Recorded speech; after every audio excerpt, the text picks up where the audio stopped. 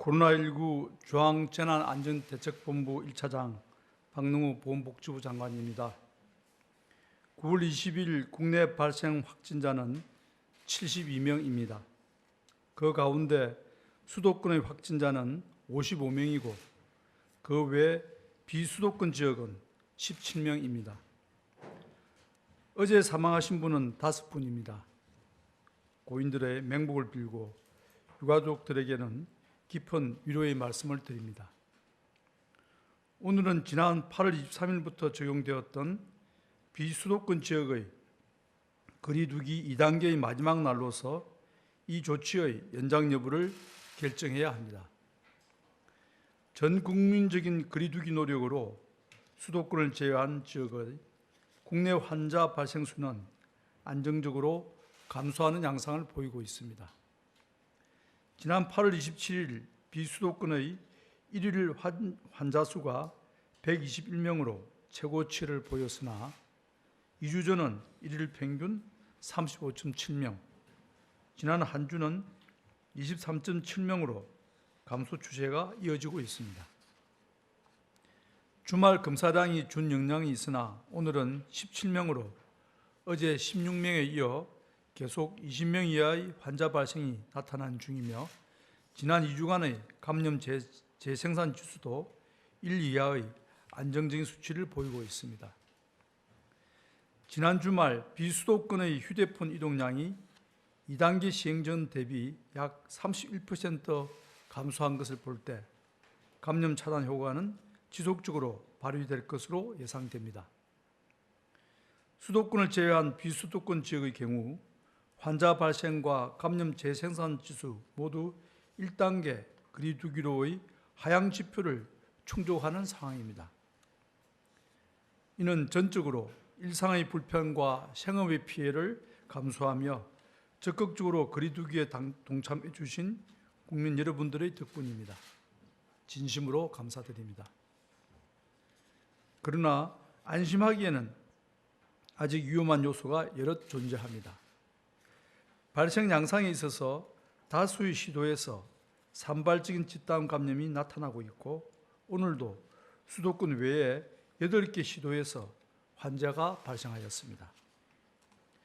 특히 지난주의 경우 감염 경로를 조사 중인 사례의 비율이 20%대이며 방역망 내 관리 비율도 낮아 방역당국이 파악하지 못한 지역사회의 잠복 감염이 상존할 가능성이 큰 상황입니다. 이에 대해 수도권의 환자 발생이 여전히 많고 일주 뒤에는 추석 연휴가 시작되어 대규모 이동이 예상되는 점도 큰 위험 요인입니다. 수도권 유행이 전국으로 재확산될 수 있는 위험성을 고려할 때 비수도권 지역의 거리두기를 완화하는 것은 유행고리가 쉽게 퍼질 수 있는 환경을 만들 것입니다. 추석 연휴가 일주일밖에 남지 않은 점을 생각하면 일주간의 거리두기 완화가 가져올 이득보다는 거리두기 혼선과 유행 확산의 위험성만 더 높일 가능성이 클 것입니다. 이에 따라 정부는 수도권 외 지역에 대해 수도권과 동일하게 9월 27일까지 현재의 2단계 조치를 연장하기로 결정하였습니다. 기존 실시되고 있던 2단계 방역 조치는 계속 적용됩니다. 다시 말해 실내 50인 이상, 실외 100인 이상 집합과 모임은 금지됩니다. 클럽과 유흥주점, 방문 판매업 등 11종의 고위험 시설은 집합 금지 명령이 유지됩니다. 실내 국공립시설의 운영 중단과 스포츠 행사 무관중 조치도 계속됩니다. 공연장, 종교시설, 목욕탕 등 위험도가 높은 다중이용시설에 대해서는 핵심 방역 수칙을 계속 준수해야 합니다. 다만 지자체별로 지역의 방역 상황을 고려하여 그 조치의 내용이나 적용 시점을 탄력적으로 조정할 수 있습니다. 전국의 거리두기 2단계 조치 기간은 9월 27일까지로 그 후 2주간은 추석 특별 방역 기간이 예정되어 있습니다.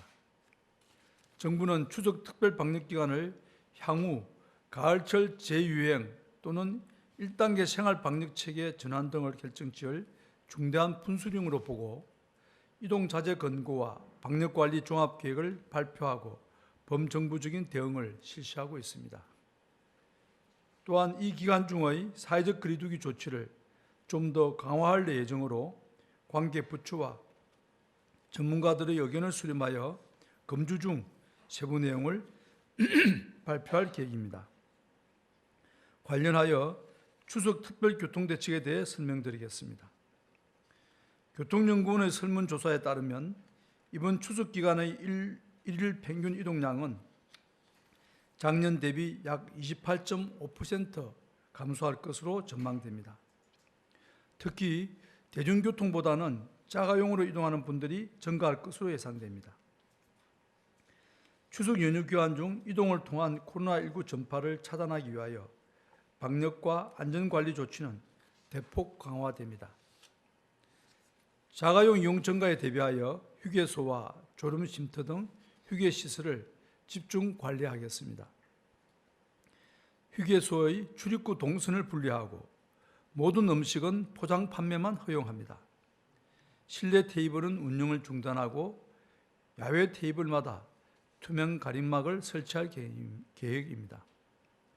또한 고속도로 이동 자제를 유도하기 위해 명절 기간 고속도로 통행료를 정상적으로 부과할 계획입니다.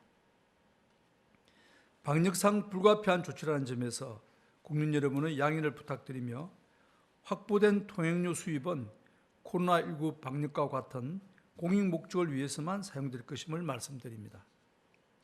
철도역, 터미널, 공항 등 교통시설에 대해서는 최고 수준의 방역 태세를 유지합니다. 철도는 좌석 판매 비율을 50%로 제한하고 버스, 항공, 여객선 등은 창가 좌석의 우선 예매를 권고하고 있습니다. 모든 교통수단에 대해 소독을 강화하고 상시 환기합니다.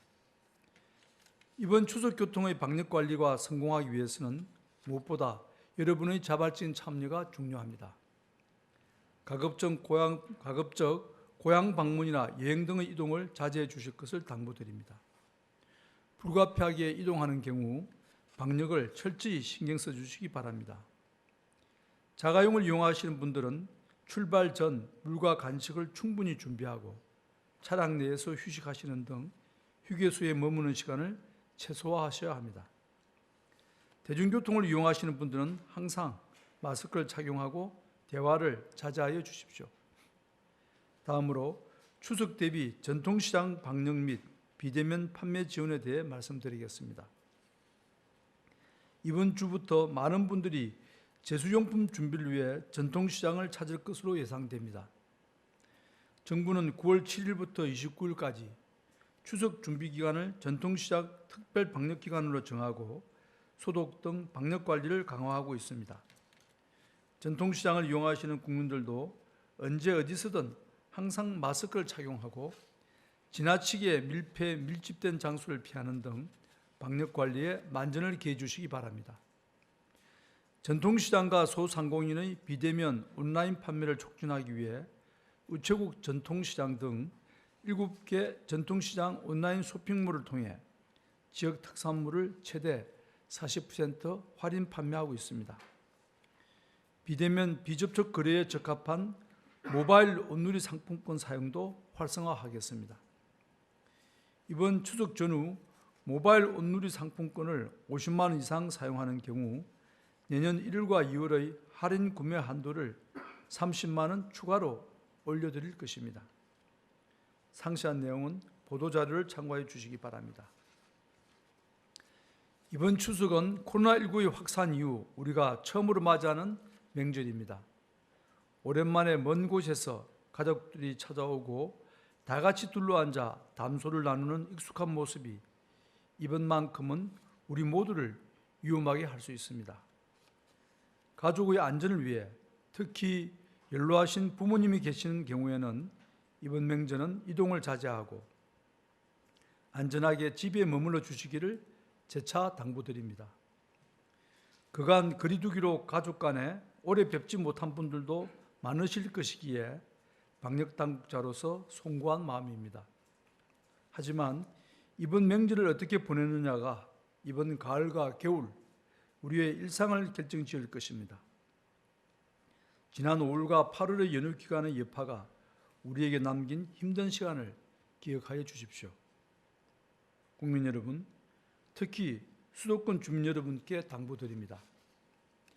당분간 사람과의 접촉을 최소화해 주시고 안전한 집에만 머물러 주시길 바랍니다. 불필요한 외출을 삼가해 주시고 약속과 모임을 잡지 말아 주십시오.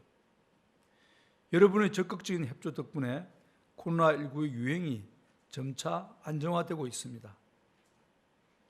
우리가 목표하는 곳까지 얼마 남지 않았습니다. 정부도 빠른 시일 내에 방역망의 통제력을 확실히 회복할 수 있도록 긴장의 끈을 놓지 않고 방역 관리에 모든 노력을 기울이겠습니다. 감사합니다.